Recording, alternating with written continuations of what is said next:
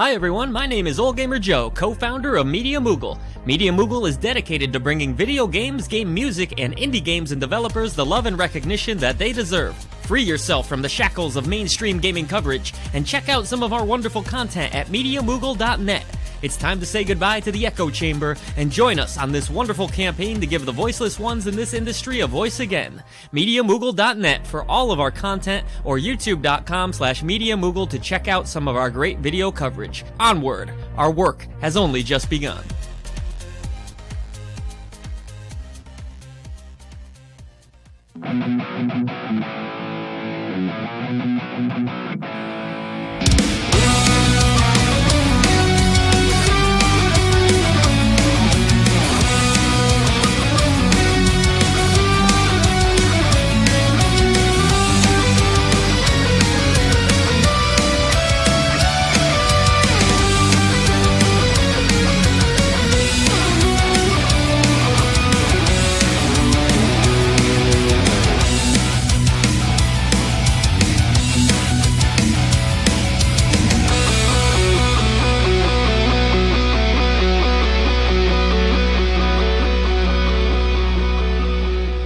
What's up, Tudorinos, and welcome back to the Game Addicts podcast, a show where, you know what, I'm not even sure what this show's about anymore. It's been a while since I've done it. I've kind of changed the tagline. I've got a new promo out there where the show is still about the games, modern and retro, that I play and collect, but there's also, like, I'm starting new stuff, I'm doing new things. This show is evolving. It's coming into something else. It's growing and all that stuff. Today is a much different episode. I have made the travel up north, and I am joined by a very special guest. He hasn't been on the show since episode 75. Heyo. The one and only Nate Phillips. Dude, how's it going? It is going pretty good. Of course, Nate is part of the Journey to Comics Network, and he hosts, like, pretty much all but 4 of the shows over there. It's funny. Real quick, though, I wanted to say something. You said that your show here is evolving. It made me think you use, like, the lightning stone to evolve it from Pikachu to Raichu, you know? Well, like, I mean, becoming something brand new and better. Well, it's just one of those things where, like the show is about 150 episodes old. I think I'm on episode 145. Ooh, wow. I think it's the episode that went live, or Ramping that this is. And, of course, you know, I'm kind of on my own right now, which is cool. I'm kind of in flux. I'm not in a big hurry to find a new co-host or anything, but because I got a lot of cool different things on the horizon. Of course, I do a podcast with you over there on the OGs. Over there on the Journey to Comics Network. Currently not yet active again, but about to be. You know, it's coming back real soon. We'll get back with you about that as well. We'll be talking about it soon. Okay, so there's something also going on that I can't really announce yet because he hasn't officially announced it. But I'll give you 2 clues. 2 clues. It involves a friend of mine named Jeremy. Okay. And the other clue is that we were on his podcast, the Endgame Boss podcast, back in July. I remember that appearance. Okay. You were telling me about it, yeah. So we were on his show back then. He hit me up with an idea back then. And the other clue is we've already recorded the first episode. Wow. And that is going live, I believe, at the end of the month. And it's going to be over there on his channel. But I'm you know, he's given me permission to post it here. You know, I've been pretty adamant and pretty well consistent with there's no other real show on this channel. It's the motherfucking Game Addicts. It's Game Addicts podcast.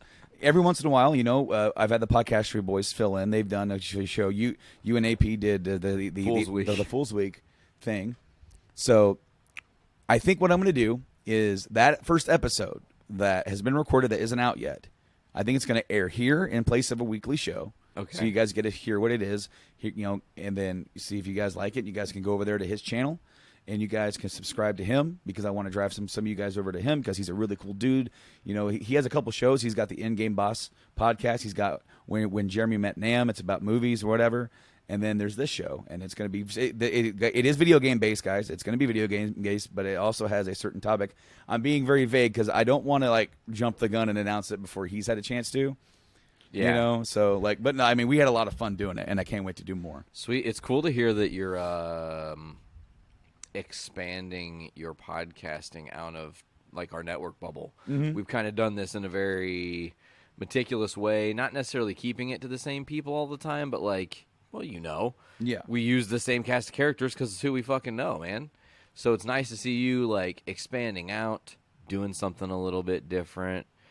Always love being on this show. It's nice to nerd out about games. I haven't done that in a while, so I'm really looking forward to being here today for sure, man. Also, you guys heard it at before the opening of the show. I have teamed up with Media Moogle, and so you guys are going to hear their plug, and please go check those guys out. Those guys have a couple of different podcasts on their channel as well, and they have a something called they have the Gamer Gauntlet. They've got oh, come on now. I saw it earlier. Big fail right here on the go. Big fail on the go because I didn't have it ready before I started the show. Go figure. The Media Moogle. They do a show all about indies. Okay. About indie games called I Dream of Indie. Okay, I love it. And they have a show called the Gamer Joe Radio Show, where like it's basically where it's like a show where it's like you're listening to it's like when you're listening to FM radio, and it's like, you know, this is the Brando hour here on W5KHY or whatever, and for that hour, like I just play stuff that I want to play. Cool. Well, he plays video game music, so he'll play some songs and he'll talk about them, and they kind of have some bits in between. That's radical. You know, different and whatnot. You know, they reached out to me, and guys, go check those guys out. They got some cool stuff going on over there. They're on YouTube, they're on Podbean, and all that stuff.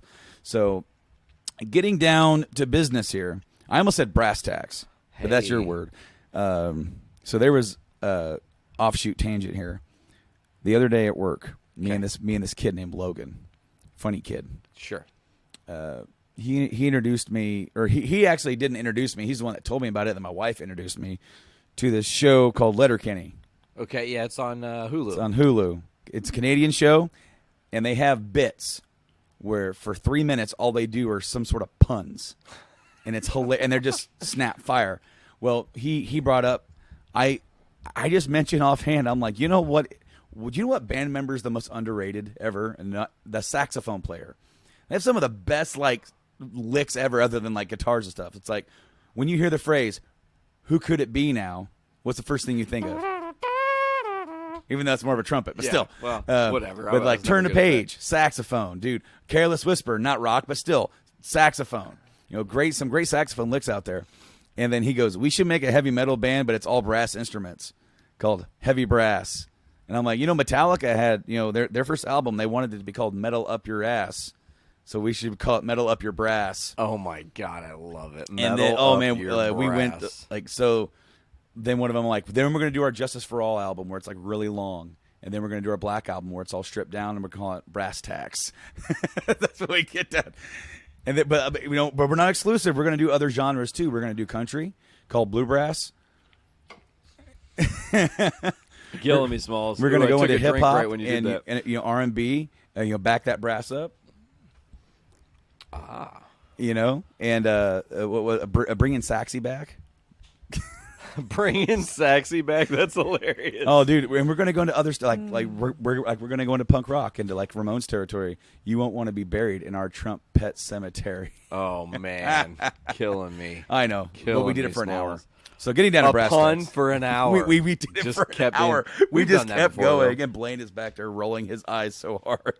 I'm like, you know it's funny. Oh, it's fun. You know it's funny. No, guys, today here on the show, we're going to talk about some hype, man. Their new trailer got released just yesterday for the new Final Fantasy VII Remake. Hype. And I didn't realize I could be any more hyped for this game than I already was. Of course, they had the trailer. It got delayed. We're going to talk about some delays and stuff like that as well. And they just released the new trailer, and I got even more hyped. Of course, before that, I actually watched the leaked hour-long demo that they're not. I don't know, still on YouTube, but I watched it and I loved it. It's awesome. It's more. It was more because we got to see the boss battle from E3, but this was like leading up to that and everything. I found out how they're going to make a 10-hour game into 30 hours. They're just going to make the boss like 20 minutes to beat. That's how they're going to do it. At least an extra hour right there. Yeah, but so we're going to get into that. Of course, the delays, man, the delays hit like they hit so hard. But needed delays, right? I mean, this is going to be, listen, I think I said this, God, this is before there was a podcast, before there was a podcast network, anything. way back, I said if Sony wants to win the console wars, PS3 versus Xbox 360, just re-release it. Just re-release FF7 and make it the best version. Just a modern reimagining, because graphically, FF7 kind of leaves something to the imagination when you've had all the Crisis Core and you've had Advent Children come out since then. Yeah, no, it doesn't age well. It doesn't. It doesn't. You want to see it aged as well as possible. So it's like I said all the way back then, just re-release that. Just re-release it. It'll be awesome. And now they're like, okay, we're going to do it, but we're not going to do it until we are really satisfied, because it's going to be something genuinely special. Square is doing and it will be exclusive to PS4 for a year. Wow. So it's not a complete exclusive to PlayStation. It will be going to PC eventually and possibly even Xbox. But for a whole year, PlayStation's got it all to themselves, which anybody who wants to play this game is probably going to get it. They have 106 million PS4s out there. Yeah. I was going to say there's one right there, but it's in the bedroom. Actually, it's in the comic room. I moved it recently. No, dude. The delays hit. Of course, the FF7 got delayed by a month, so that's... Here's the kicker, though. I'm a little biffed by this. Okay, sure. What up? All right, McFly. I'm really biffed. I see what you did there. Hello, McFly. I have my vacation scheduled around this game. And they moved it a month? So you're just going to have a month off with nothing to do. Okay, so me and Mike... opining over the game. Me and Mike, we were having fun arguments before we could schedule our PTO. I have more seniority than him. And he was saying that he's going to call off. He's going to do whatever he can do. And I'm like, I'm getting that week off. I don't care. So I got that week off. And then they moved it. And it's coming out on Good Friday. So I'll still have 3 days to play it. He has the week after that off, that son of a bitch. Yeah. Yeah. Damn. So now it's like rubbing salt in the wounds. You got karma slapped. Okay, so then I was a little bit angry. Not because they moved it, because I'm the kind of guy that I'm disappointed that it wasn't on my vacation. But if they need to just polish it up and fix some stuff, I would rather them do that than release something that's unplayable, Oh, totally. I don't think it would be unplayable, but if they feel like they need an extra month, go for it. They don't need to release WWE 2K20. Oh, my God. Yeah. I have, not hype. I have pretty much, not talked about that this year, because I'm like, there's nothing good to say. No. Unfortunately, there isn't. Okay, so the first weekend of April, Resident Evil 3 Remake. Second weekend of April, FF7 Remake. And then there was going to be, the third week was going to be Cyberpunk 2077. Yeah, Keanu. But they moved it to September. Ouch. Here's the thing, though. I'm kind of glad they did, because I was like, oh, my God. I got to get through all these games so I can play Cyberpunk. And then a month later, there comes The Last of Us Part 2. And I'm like, I got a lot to play. Anyway, no, lots of delays going on. Of course, I've heard, pray tell, that the reason why they delayed Cyberpunk is because they're having trouble with it on the modern consoles. More specifically, the one that said that they're having issues with it is the base model Xbox One. I guess that game's not having a good time running that game. Because it just doesn't have enough CPU to pull it up. Well, they did a lot of questionable stuff when it came to that version of the console, because they allotted so much of the RAM to be put towards the Kinect, and they can't utilize all of it, even though they've made updates and they can now use more of it. But I recently upgraded to an X. Nice, right? I think I've told the podcast. I don't know if you told me, but you've probably told your audience. For sure. I got it over Christmas, and they had it $100 off. Okay. Or no, I'm sorry, $150 off. Whoa. And my mom gave me $100 for Christmas. I'm like, so she's telling me this is like $250 right now. And you already had 100 of the 250. Well, it's 350 minus the 150. Yeah, so it's 250 out of my pocket, and I'm like, I don't need it. And then I'm like, I just kept thinking about it. I'm like, I just got a 4K TV. Oh, I got the PS4 Pro. It does some gaming in 4K. Not a lot of streaming. It doesn't do 4K Blu-rays. No, not that. So the Xbox One S and X both play 4K Blu-rays. Winning home run right there. Which I don't understand why the PS4 Pro couldn't launch with that. Be that as it may, I was still rocking the original OG Xbox One version. I never upgraded. Yeah. And I'm like, I'm looking. So the new Xbox X series, buddy, it's gonna get confusing selling that damn thing. The new Xbox that comes out this year is going to be twice as powerful as the One X. Wow. Okay. And that's like a 1 or 2 terabyte hard drive on that thing too, right? It's a monster. It's a terabyte, but the big thing is that its computing power is. I'm not now. I do a video game podcast, and I still don't understand what this means. Okay. It's got 6 teraflops of computing power. They added a flop. I don't know what teraflops are, but it does it. The new one's going to do 12, right? Holy shit! And I guess the PS5 is going to do like 10 or whatever. It's going to be like 1. But the thing is that the PS5, and we've just kind of smoothed over in like into our next gen gaming topic. The PS5 is going to have a faster. Okay, so have you heard about how they're doing with the new consoles? No, I don't think so. So the RAM, the RAM in the consoles are now going to be SSD. They're putting an SSD into the motherboard because then it can call back memory faster for less loading times. They tested it out for Spider-Man on PS4. When you fast travel, it takes like 10 seconds. Yeah. Right? On the PS5, less than a second. That's amazing. That's how quick the loading times are. So you mean to tell me that Parker is on the train only for a tenth of a second? Yeah, no, like He's like, meow. Yeah, no, like you don't even get to see it really. Oh damn! Which that was part of the fun of like fast travel, like seeing all of his interactions. At least like hey, this is going to take a few minutes. Let's give them something fun to look at, right? Totally. And that works. But now you're not even going to be able to see that. And God, the new that game games was so good. Yeah, well, it was. But I guess the Xbox One X, Xbox Series X series. See, I'm already conflubbled. The new Xbox is going to have that as well, but apparently the PS5 is faster. Oh. Xbox went with a cheaper brand. PS5 is going to be faster. Apparently PS5 launch price is going to be 500 bones.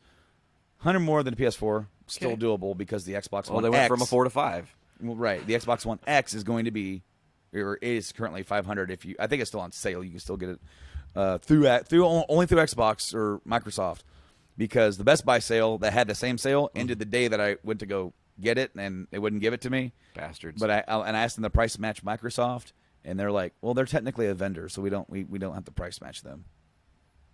I'm like, and then the manager's like, "Just give it to them." Yeah, Jesus. Like, dude, it ended yesterday. They're still doing it. Override. Here you go. A good guy manager. Exactly. He didn't really care. Like, because the dude. It's business for them, man. Well, because the guy helping me goes. He was like, I don't know if we can do it technically because of that, because they're a vendor, because it's different than matching a retailer, because they even on the Amazon store when you go to look at it when it said on sale, the seller was Microsoft. It wasn't Amazon itself, so a bit different. That's interesting, actually. Yeah. So, Heads Up 7-Up, which system are you going to shoot for first? I would guess PS5. You're a PlayStation kid. Yeah, no, I'm a Sony pony. It's weird. True to blue through and through. Like, hey, they was that you or me? Yeah, no, that's my computer saying there's an update for your keyboard. And I'm like, get out of here. It's a keyboard. Like you can do more lights. Okay. It'll flash to the whatever song you want. Yeah, maybe. No, it's funny because this last generation, and we've talked about it. I mean, you were adamant against the Xbox when you came on to JIC back in the day, the Xbox One X-Bone, as we used to call it. Yeah. You finally got one. Hi, Ami. Well, hi, kitty. Then, I got the PS4. You had a PS4. I was very happy with the PS4 as well as...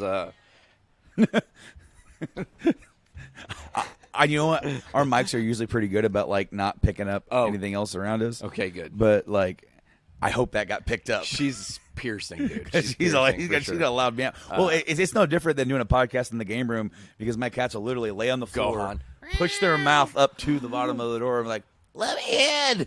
You're back here. I know you are."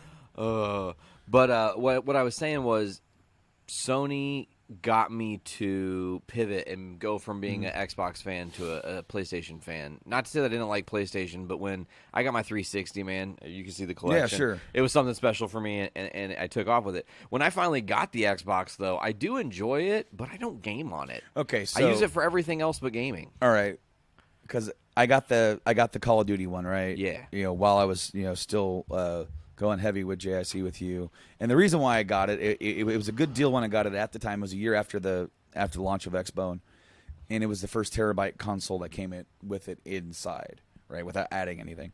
And I'm like, you know what? I've been talking shit about this thing. Let's actually get it and see what I think about it. And it's not my preferred gaming system, but what I do is the Xbox One X, the one now that I've upgraded it to it, that is the most powerful console on the market until those new ones come out. So a lot of the games that are third party actually perform better typically on the X. Like I playing through Red Dead Redemption 2 again. Because I just put it in to see what it looked like compared to my first go around with the base model. Of course, I was on 1080p; it looked fine. Now it's in 4K, and I'm like, "Whoa, dude!" I took some pictures, and it's crazy because they added the photo mode. Really? And I'm just like, "This is nuts!" And so I went off with it, and I'm doing a second playthrough of the game. But no, PS4 is my home. That's where I primarily play. I'm getting FF7 there. Of course, it's exclusive, but I like the slight pun to PlayStation Home just then that you didn't even mean to make. Or Life? Was it Life? No. That was PS Home. I don't even remember what happened. I was so pissed about that because the way they sold it to you when we're at GameStop, and we're having to explain to people is like, listen, you can play a movie on your PlayStation 3 and your friend can come and watch it on home. And I was like, that's fucking cool. I hope that got picked up. She's like, no way. That is so cool. But then that was not the case. You just had your apartment, and then it was kind of weird. What are you doing? Why are you giving me that stank face? You could they would show trailers in the big open area. Yes. PS Home. Yeah. And I remember that's when they first announced Pottermore. Was through PS Home. They had a special announcement from J.K. Rowling. People were like, what? Yeah. Like, wow, I got to log back into PS Home for the first time in like 2 years. And then everybody was sitting there and they watched it and everything. But, no, I will be getting PS5. I'm going to pre-order it. Now, the other rumors are that they're going to, the entire PS4 catalog will be backwards compatible.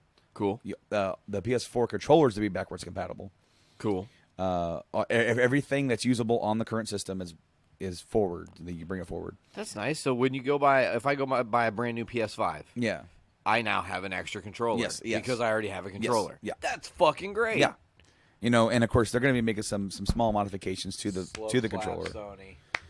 Yeah, I mean, and then the Xbox is going to be the same way because they did announce a new Xbox One controller, and it's an upgrade to just that. There's a couple extra buttons on the front. There's a share button.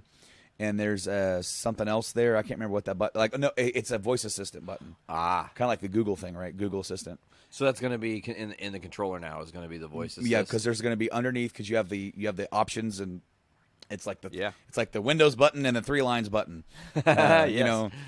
Options is one and like Windows capture button used to be, but now there's actually going to be a share button just like that's on the PlayStation and on the Switch. In a voice assistant thing. And then there's a slightly different D-pad that they've kind of carried over from the Elite controller. In fact, that might be a new damn Elite controller. I don't know. But I think it's going to launch with the new system. Have you seen the new system for Xbox at all? The tower? It looks like a damn tower. I love it. Okay, yeah. I like the simplicity of it because you could it looks like, and then my first thought came to mind is, you can put that in your fucking house, man, and people be like, oh, that's a cool Alexa. They're not going to have an idea it's an Xbox. Right. Alexa box. The Alexa Xbox. Alexa Xbox. Yeah, it's weird, but it has just like a really sleek design. I can really appreciate that. It's not like a previous. I mean, this system is beautiful in its own right. It's nice, but that just straight up and down tower thing is the new aesthetic, man. It really is. I haven't seen the PS5 though. Also, I don't know if they've shown that yet. Do you have Star Wars Jedi Fallen Order? Not yet. It's on my. Okay, let me talk to you when we get out of here. Sure. Okay. Yeah, just wink, wink, right? All right, so another thing about the PS5 is that they're working on it to be backwards compatible from 1, 2, and 3 as well. Now, the big, long-standing rumor was going to be like, is this going to be a disc-based thing where you go out, buy a game, put it in? Probably not. And even though that's the ultimate dream, I always said as long as if they can do it in a similar way to the Xbox, where if you have the disc, it'll download it for you. Yeah, that's smart. Because it's going to be on a per-title basis. From what I understand, from what the leaks are, where they're not going to have a lot of stuff for it at launch, but the hope is to add more and more. Like they've also have stuff going on where they're trying to put like 4K resolution, ray tracing, and other things into older games. Like, apparently, the rumor is they've got the first Gran Turismo running at 120 frames per second with ray tracing and in 4K resolution. Damn. So it's going to, like, kind of bump it up. Now, will it make the graphics look better? Maybe not, but it's going to make it look smooth. It's going to play as best as it could possibly play, possibly even better than the original hardware. Damn. You know, that's the goal. But I still, just like I said, I would rather them, instead of them, because on the PS4 you can get Vice City and San Andreas and Dark Cloud and all these other games. You can get those, but you have to rebuy them, which is man, I don't know. I've got them, you know. Like, I have the disc. I'll just pull out my old system. If I have, which is why I really hope that if they just, you know, like, let's just say, you know, it's like some of the major titles, as long as you put your disc in there, you can play it. I would be like, let me shake your hand, because that's what they do, and it's awesome for collectors, especially with you know, for the Xbox backwards compatibility thing with you.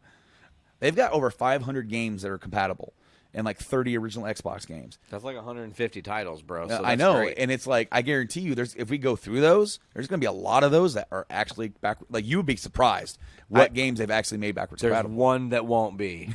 Fucking Vampire Rain.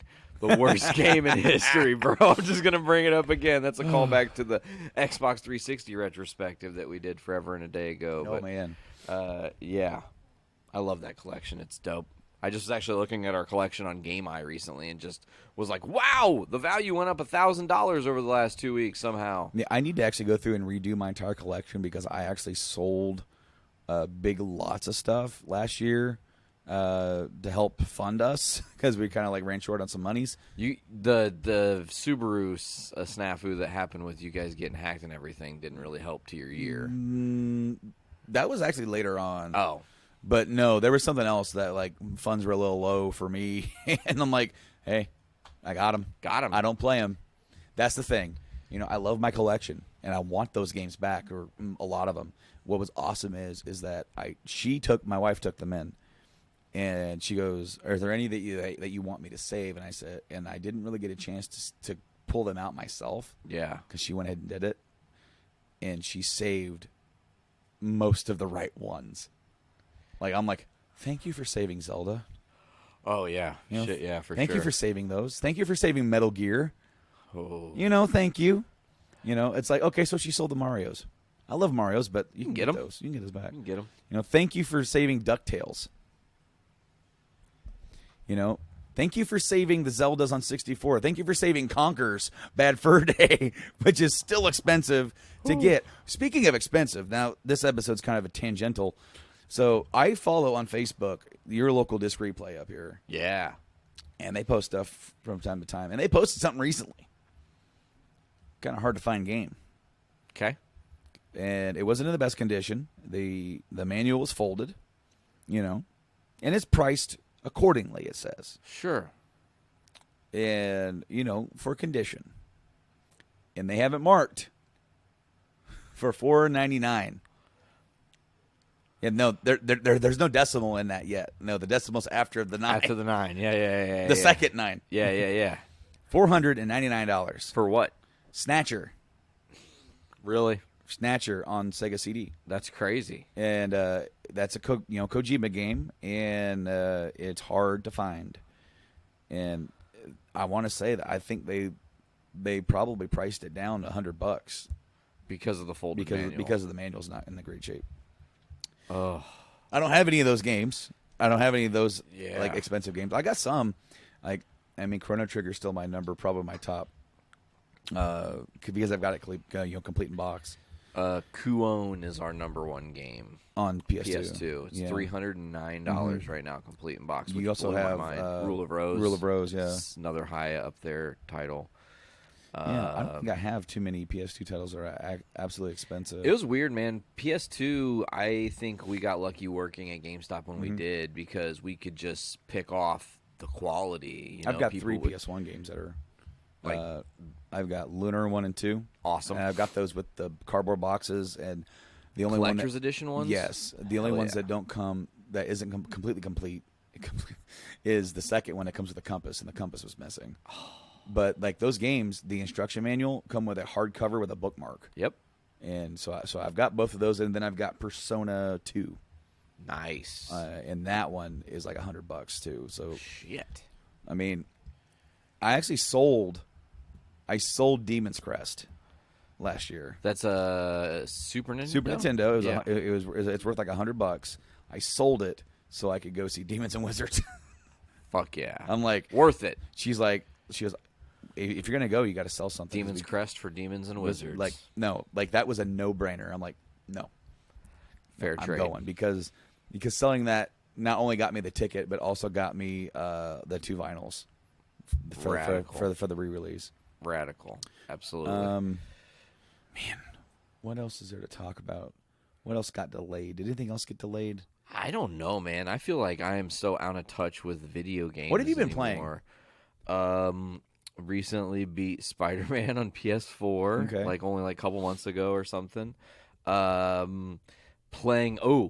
Just got for Christmas Marvel Ultimate Alliance 3: The Black Order for Switch. It's really fun. I love those games. I've got, all of them, so of course I needed to have this one, and I was just like, oh, this game's awesome, and my fucking team is like Thor, Captain Marvel, Iron Man, and Quill, Star-Lord, man. Hell yeah. Legendary Outlaw. So yeah, I've been playing through Red Dead 2. It wasn't a plan because I beat Star Wars Fallen Order, and it was good, really good. I keep hearing that. I had long, a few, but good. Well, it's not even that long for me. I didn't think it was that long. My only complaint was fighting the enemies, the troopers. Things that can actually duel you. That's fun. Fighting the stupid monsters that are like rats, big giant rats that can kill you, it's absolutely ridiculous. Especially when they kill you 5 times in a row. You're like, it's just a fucking rat. I'm a Jedi, goddammit. Yeah. But I mean, Ninja kick the damn rabbit. I mean, that part got annoying. The difficulty curve is there. You can knock it down if you want to or need to. I think it tells a pretty good story. What was I playing before that, man? I'm trying to go back now because I played Link's Awakening remake, sweet Switch, and Sarah's playing that right now. It's good. She said she loves it. It's just like the original game, but it's also, she said, if the original game and 3D Dot Game Heroes met and had a baby, kind of, yes, game. Yeah, because it has that kind of more bubbly gameplay, is the way she worded it. Yeah, no, it's really fun. I picked it up for my birthday. And I absolutely loved it. It was great. But I'm just in this era right now, or this part of the year where I was kind of downtrend because there's FF7 is supposed to come out a month from now. Now it's not, and I'm actually debating on playing through the original game because I'm getting the itch, especially after seeing the trailer, which was a surprise. It was because now finally we've seen Red 13. We haven't seen him at all.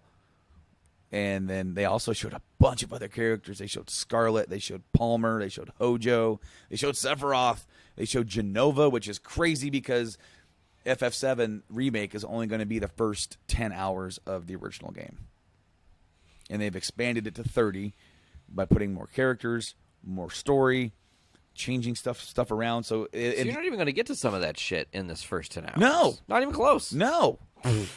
No, this entire game takes place in Midgar. That's awesome. The beginning of FF7, the first 7 to 10 hours, depending on how fast you can go quicker if you're really good. You're in Midgar, and then you leave Midgar, and the whole game opens up, and then you go around and you're following Sephiroth all across the planet. You're learning more stuff. Each character gets their own, story bits, and they get to kind of be the lead part of the story for a little bit. Like Barrett gets his stuff. Have they showed Vincent in any of this? They have not showed Vincent because he's not going to be in this at all. No. Well, no, he will eventually, but not in the the first game. chapter. Okay, I was not in this because in the first 10 hours, you start with Cloud and Barrett, and then Tifa joins, and then Aerith, and then the only other playable character is Red 13, and you get him right before you leave Midgar. And then you go for a while, and then you can pick up Yuffie after you get through the caves before you leave that continent, or you can wait. You can get her later. You have to she's a random encounter in wooded area. Or in grass, she's like a Pokemon in tall grass. Yeah, and then it's so you can get her as early as that, but you can wait. And then you get Kate Sith on the second at Gold Saucer, and then you get him while they're doing Barrett's side story or background story, and then you go to Cosmo Canyon. You do that's all Red 13 stuff. Yep. You leave there, you go to Nibelheim. That's where you can get Vincent. That's right. Okay. So it'll be deeper into the game. Oh yeah, and then the last character you get Sid, and he's like in the next town after that. So it's like, is he even going to be in part 2? Depending on how. Because here's the thing though, is that they've already shown like them fighting Genova. You don't fight Genova in that 10-hour period. You fight her. It's like you have Midgar, town, caves, Junon, ship. Ship is where you fight first Genova. It's like, so they're changing it around completely, which is okay. That's fine, and I'm all for it as long as they can tell a more concise story. And because if they're going to remake the game, I want them to have. There's enough there that made me tickle inside and tear up. Oh yeah, seeing some of these characters in a more high fidelity, seeing Reeve and Heidegger and President Shinra, seeing Red 13 and hearing him speak. And it's like, oh, here we go. We're off to the races. But then I give them full reign to kind of change the story and tell a more cohesive story for today's audience. Well, that's what a remake or a reboot, however you want to look at it, can be, is the ultimate re-envisioning of your original vision. And they have had years and years and years, since 1997, to fucking think about what awesome concepts they can bring to this world. So to take and flesh stories out further, to make characters more expansive, to give you further insight and details and backgrounds for all these characters is going to be huge, while also giving you different gameplay dynamics. We were talking about that a little bit before we came on air. The word of the day is hyped. Yeah. It looks fucking good. I'm ready to get my hands on this game. I didn't know it was delayed, so it's kind of a bummer news. But then it kind of like softened the blow. The game was delayed. But there's a cool trailer. Right, yeah.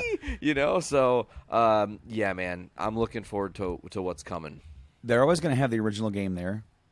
You're always going to have that. Yeah. That's going to be there. I mean, that's playable on PS4. You can get the original game on PS4 and play it. Oh, yeah. So, like, if somebody plays this and says this is trash, you always have that. I don't think it's going to be trash. No. I think it's going to be interesting because what they did with that original game, there was a lot that they had to cut out, a lot that they didn't do, and more that they added in with the Crisis Core and Before Crisis and Dirge of Serpent. Well, I mean, Dirge is after. Advent and Dirge are after, so that might not even come into play here. But Before Crisis, man, okay, so here's a bit of a spoiler. I shouldn't tell you this because a lot of you haven't seen or played the E3 trailer, but there's one bit that made me go, ooh, okay, this is cool. Sure. Because the opening of the game is them going to bomb the first reactor. Okay? That's the same, just as the first game. Now, in Before Crisis, you learn that Avalanche, the group against Shinra, was around before and more horrible. Really? Like, their ultimate goal was to kill everybody on the planet. Holy shit. Because they thought that would help heal the planet. Okay, Thanos. Right, pretty much. But also it's like, so they all got killed and defeated by Shinra.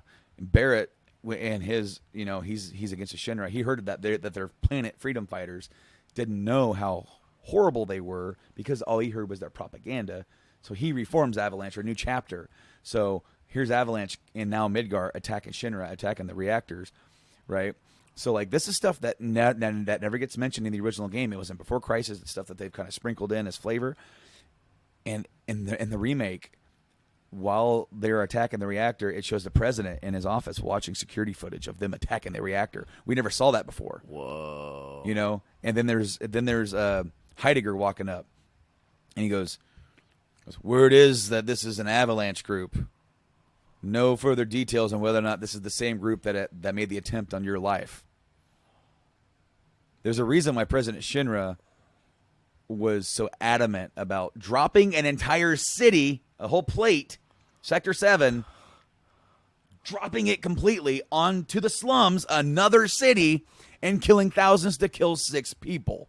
Because he was that fearful of this being possibly the same group and them in his town. Wow.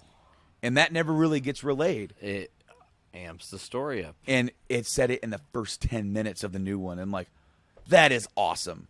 because that gave me chills. I'm like, this because it's putting in before Crisis stuff. It's like play the remake first. In a way, but watch the movie first. But it's gonna be completely just filled in. All the holes are gonna be filled in, and I like that because while FF7 is good on its own, it's way more enjoyable once you have more background information, once you know more about the characters, once you know more about the previous events that have led up to it.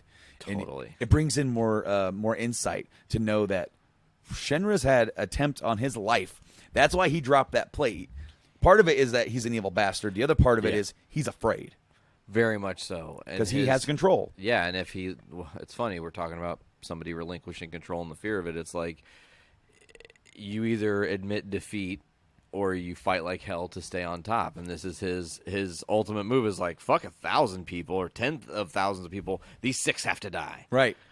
And we saw in the new trailer, there's a scene where Reeve and Heidegger are talking to the president, and Reeve is like, please reconsider this.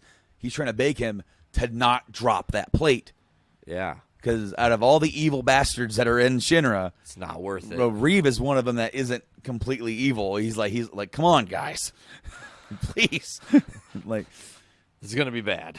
And he's like, you're a coward, essentially, you know. And that scene is in the original game, kind of in that same. It's there, but everything is. It's going to be so more context to the story. More context. It's going to be spicier. It's a spicy boy. it's a ball. But no, dude, hype is there, dude. I didn't think I could get any more hyped after watching that demo, and I'm like, because now I got to see the whole thing. I got to, hear more of the voice actors because this isn't the same voice cast as Advent Children. They've replaced everybody. Yeah. I don't know. Like, I wasn't really in favor of that until I started hearing them, and I'm like, okay, the guy that plays Wedge is Badger from Breaking Bad. That's awesome. And it's like, I was like, I just heard him. I'm like, that's Badger. It's got to be. And it fits Wedge's character. And what I'm loving is that for Biggs, Wedge, and Jesse, we're going to get more characterization for these characters. They're not going to be in your party and are playable characters, but we're going to get more because we get so little because they die. Spoiler alert. And we also saw in the trailer Barrett, Cloud, and Tifa swinging on the rope as the plate's falling, and I'm like, they're almost showing too much. I don't want to know anymore because in the original game that's like a holy crap. Yeah. And then they're like, we need to go and get her back and storm Shinra. But that's see now for this first part of the game, for this first part of the series, that's going to be a big moment because there was a scene in the last trailer or the TGS trailer where at the very end it just showed them, Cloud, Tifa, and Barrett. What I assume is them climbing up from the rubble or climbing up to go to the Shinra Tower, and they finally get to see the full effect of the devastation, and they just don't say anything, and they're just like devastation literally in front of their face, dude, like speechlessness. No, it's gonna be awesome. It's gonna be awesome, but there's no for the last part of the podcast, I wanted to talk about hype because I am so freaking hyped. And that is, as you said, the word of the day. Hype. And I started trying to think about in my gaming history of when I've been this hyped before. And I dare say maybe not that much. Maybe not that many, not too many times. But first of all, since it's the same thing, I bought a PSP just for Crisis Core. That's pretty impressive. They had they had a collector's edition Crisis Core PSP, right? I want to say they did, yeah, an FF7 one, yeah. Yeah. I don't have that one because I got mine. I got mine a few months before. It was like the cloud gray with him etched on the one side, like they did the Kratos. Something like that. It was either cloud or they had. They might have had the logo or something. Either the logo or they might have had Zack, Cloud, and Sephiroth on the back or something like that. Yeah, I can't remember. But no, I bought mine a few months before. I was super hyped for that, and now it's such a good game in itself. But before that, I remember buying a GameCube just for the remake of Metal Gear Solid 1. Nice. Twin Snakes. Twin Snakes. You were actually there when I was trading stuff in to get it. Yeah. Because you were like, here, take some of my stuff. I want you to get this game. Yeah, I do remember that, man. Damn, that's forever ago. That was the EB Games in Champagne. Yeah. And I remember you gave me your memory card. Like, I don't need this. I'm like, oh, okay. So I just plugged it in. And because you had played games I hadn't, Psycho Manus was like, you like Super Mario Sunshine. I'm like, no, I don't. That was Nate. And it wasn't me. I swear I didn't do it. I think that's a great segue for hype, though, because Metal Gear, for you, GameCube, Metal Gear 4, me PS3, and that is probably, I mean, dude, I still to this day in my closet have a complete sealed collector's edition Metal Gear Solid 4 with the collector's edition guide still sealed. Like, I bought 2 of it because I loved it so fucking much. I was like, and I was also deeply into it at that time. I mean, I was the height of working at GameStop then, so. No, that game was huge for me as well. I remember that was the very first time I ever told my wife, leave me alone. Don't talk to me unless it's very important. I even ditched her mom's birthday party. I'm not going. Well, no. I had to take her there. And I was sitting there, and it's mostly people I don't know. It's like, some of her family and stuff, but I was just sitting there. She's girlfriend at the time. No. Yeah, no, Yeah, girlfriend, girlfriend. because this was in 08. Summertime, June, I think. Yeah, July. And I'm sitting there, and of course I got the game on Tuesday when it came out. This is Saturday, and I have just got past Shadow Moses, so I'm on the last chapter, and I'm like, I get up and I go to her. I said, I'm going home. She goes, what about me? I'm like, I'll come back and get you. But I have to. So I went home, played for about 3 hours. She goes, hey, I'm ready to come home. I left, went and got her, came back, and beat the game. Fuck yeah. Yeah, man, no. MGS4 was hype city. Man, I'm trying to think of any other. Mass Effect 2. Mass Effect 2 had some pretty decent hype. Gears 2, I think, had huge hype. Okay, so here's the weird thing. I was so disappointed with Gears 2. Oh, the story is not that good. Well, because, me and Rob had played through Gears 1, and I'm like, this is awesome. Fuck yeah. And I felt like Gears 2 didn't have nearly as much emphasis on co-op, and it just split you up a lot, and it didn't Oh, yeah. I remember Gears 1. Go this way. You're going this way. I remember in Gears 1, you actually had to, hold the spotlight to get through a certain area. Yeah. And they had things where you had to work together, and I like that. And I didn't feel like 2 had that as much. But no, as you said, the story, in my opinion, too, wasn't that great. But from a personal perspective, for me, playing Mass Effect 1 a year after it came out and then falling in love with it, Mass Effect 2 was the first game I ever pre-ordered.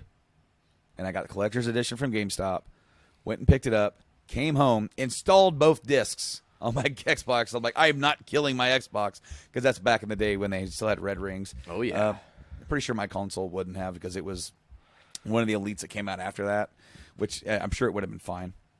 Still, I took every precaution. Wasn't going to do it. And then I pretty much told her, I'm in my room. You need me. You know where to find me. Yeah. I remember we were living with Wes at the time, and Wes wanted to play it. And I told him. That's a grave danger. I told him no.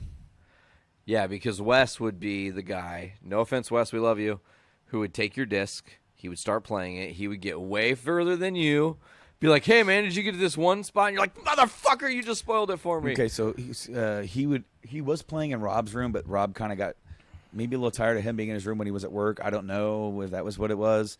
But then he started playing in the living room, which is fine.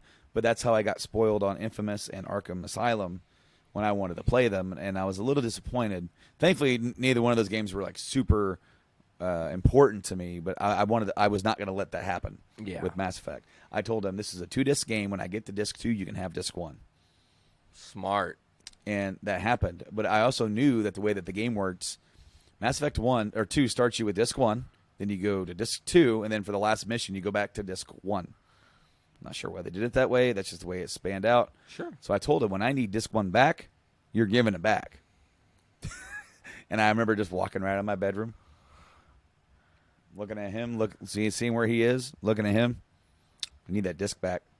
He goes, okay, man, I was just getting ready to do this one thing. I'm like, no, you're not. I'm like, well, you've already started this one, so finish this one, and then I'll take that back. I felt like a dick, but quite literally, I'm on the last mission, and I'm like, when I get done, you can have it, and then it's yours to play, man. Yeah, it's yours to play for sure. So, there was hype. Mass Effect 3 was hype. Mass Effect 3 was hype for me because I took vacation just to play it. That was my first vacation game. I think there are 2 more games that stick out in the history of hype for me as far as modern game releases. BioShock, the first one, just because there was the whole demo release, and that just the demo alone, you're in the water, and you're like, holy fuck, how does it look this good on an Xbox? I don't understand. And then, like, so we had a crazy line at GameStop, midnight release and stuff, collector's editions flying out the door. And it was just, like, very powerful. I do remember that. But the most hyped game I've ever worked, been a part of, had any knowledge of was Halo 3. Hands down, I will never forget the day. September 25th, 2007. Literally the longest day of my life. I fucking worked the midnight launch, stayed up, played the first 5 hours of the game, slept for an hour, went back to work and opened the store at 7 a.m. and worked till about 3 in the afternoon, and then went and played the game some more and then fell asleep because I had to know. I was so in it, man. It was that was a very, very, very good, and I mean, that was when Halo was at its height. It was maybe the most popular game, so going into the third one, it dominated everything. You know, you weren't going to, no game tried to compete. I mean, they launched Game Fuel, Mountain Dew Game Fuel with that. Yeah. They launched a whole property off of that, and they now spun that off into, like, their own thing. Yeah. But, no, I remember the hype for Halo 3. But to finish my thought for Mass Effect 3, I took vacation. I had a concert. Yeah. Okay, so I pre-ordered the game from GameStop. I was on second shift at the time, and so I couldn't pick it up until Tuesday afternoon. Ooh. Which meant I couldn't play it Monday night when it came out because I already pre-ordered the damn thing. This guy at work is like, "I'm going to buy the game. If I give you $50, if I give you $50, will you go? You pay the rest, and then you can take it home and play it tonight. Give it here." So he gave me the money. I went to the store. I paid the extra $10. Went home, played it, then came back into town the next day before work, picked up my copy, gave him back his, and then I went home on Tuesday. I was not supposed to play Tuesday because I was supposed to go to bed early because we had to get up at, like, leave the house by 7 to go to this concert because we were just going to be spending the night in a hotel. Whoa. I didn't listen.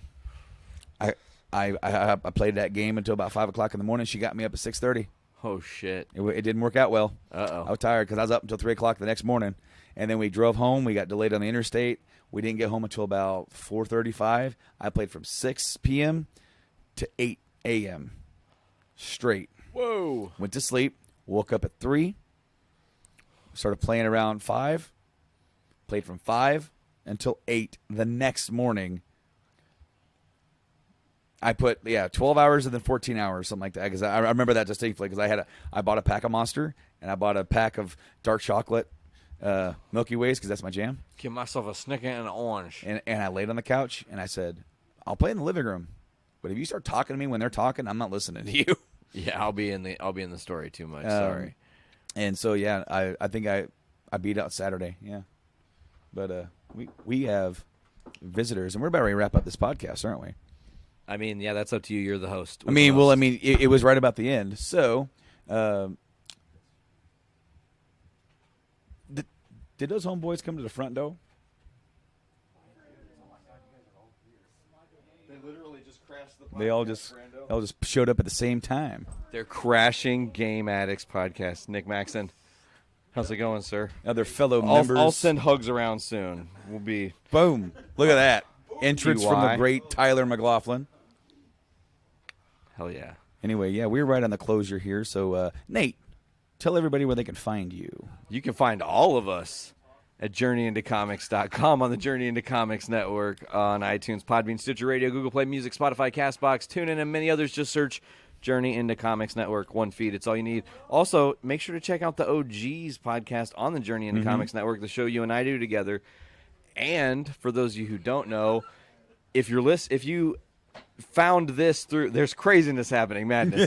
But if you found this podcast, the Game Addicts podcast, through Journey Into Comics, you have a permanent link now on our page. Yeah. People can go to the network affiliates. They click it. It pops up the few different shows that I have affiliations with outside of the network or whatever, and you're the top one, bro. Hell so yeah, they man. find you Thank every time, man. Thank you. Yeah, guys, please go check out all the other great shows that are on the network and all that jazz, as well as the OGs, as well as like Brews with Dudes, Journey into Comics, all those other stuff, man. Journey into Wrestling. Check out Podcastrophe, our friends over there. Yeah, check out all that stuff. But as far as Game Addict stuff, right now we're still having an issue with Apple Podcasts. I put out a tweet a while back about issues. I'm going to get that resolved for you guys. But we are available on like every other platform. If we're not there, please let us know. That way we can make it happen. We're on Spotify.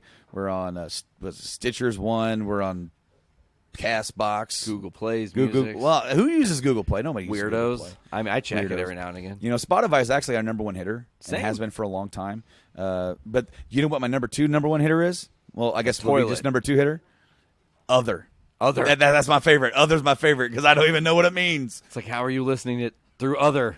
But anyway, guys, you gotta check out the podcast and all that jazz. And also, we do live streams over at twitch.tv/GameAddictsPlay as well. You can check out the YouTube channel where it's our one-stop shop for everything that we do. And until next time, we're going to wrap this show up here. We got some business to take care of. Until next time, I've been Brando. I've been Nate. This has been Game Addicts Podcast, guys. Game on.